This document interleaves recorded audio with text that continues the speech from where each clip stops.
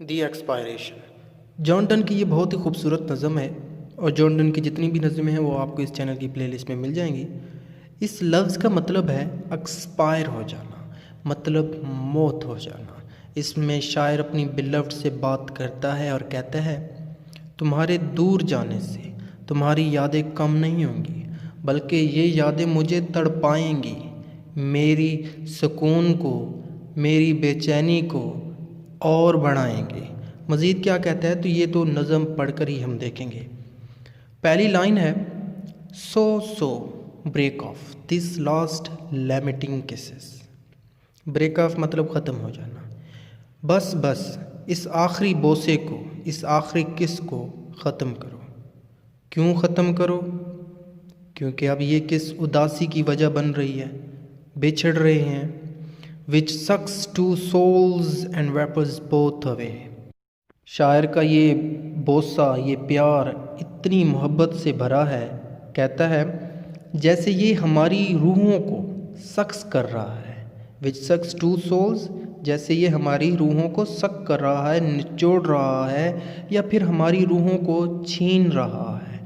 اب تو یوں لگتا ہے جیسے ہماری روحیں بخارات بن کر اڑنے جا رہی ہیں۔ Turn thou ghost that away and let me turn this۔ اب تم دور ہو جاؤ، سائڈ پہ ہو جاؤ، اور مجھے بھی ہونے دو۔ and let ourselves be night our happiest day۔ شاعر اب پیار کو ختم کرتے ہوئے، یعنی کس کو، بوسے کو ختم کرتے ہوئے کہتا ہے، and let ourselves، اور آؤ ہم خود ہی اس خوشگوار ترین دن کو، اس ہیپیسٹ ڈے کو ہمیشہ کے لیے رات میں بدل دیں۔ یہاں پر شاعر بوسے کو، کس کو ختم کرنا چاہتا ہے۔ We asked none leave to love nor will we of۔ ہم نے محبت کرنے کے لیے کسی سے اجازت نہیں لی، اور نہ ہی ہمیں محبت کے لیے اجازت کی ضرورت ہے۔ Any so cheap a death as saying go۔ اگر ہم ایک دوسرے کو کہیں کہ آؤ اور اب چھوڑ دو بوسے کو اور دور چلے جائیں، تو ایک دوسرے کو چلے جانے کے بارے میں کہنا یہ ہمارے لیے کسی گھٹیا موت سے کم نہیں ہوگا۔ Go and if that word have not quite killed thee۔ شاعر ریڈر کو بتاتے ہوئے کہتا ہے کہ اگر دو پیار کرنے والے ایک دوسرے کو جانے کے لیے کہیں تو اس کا کیا اثر ہو سکتا ہے۔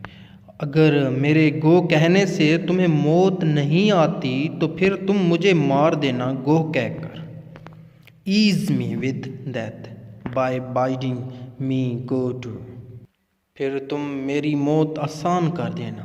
Ease me with death، پھر تم میری موت آسان کر دینا، اور تم بھی مجھے گو کہہ دینا۔ ان دونوں لائنوں کی ایکسپلینیشن آپ سن لیں۔ شاعر کہتا ہے، میں تمہیں کہوں گا جاؤ، جس سے تمہاری موت ہو جائے گی، اور اگر تمہیں موت نہ آئی تو پھر تم مجھے کہنا جاؤ، جس سے میری موت آسانی سے ہو جائے گی۔ Oh if it have let my word work on me۔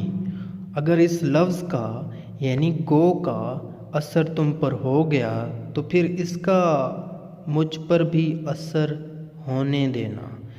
And a just office on a murder do۔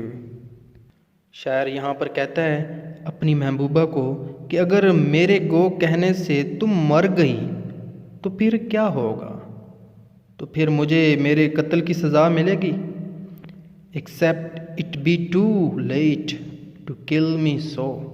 ایسا نہ ہو کہ وقت بیت جائے، وقت گزر جائے، لہٰذا مجھے گو کہو اور اسی لفظ کے ساتھ مجھے مار دو۔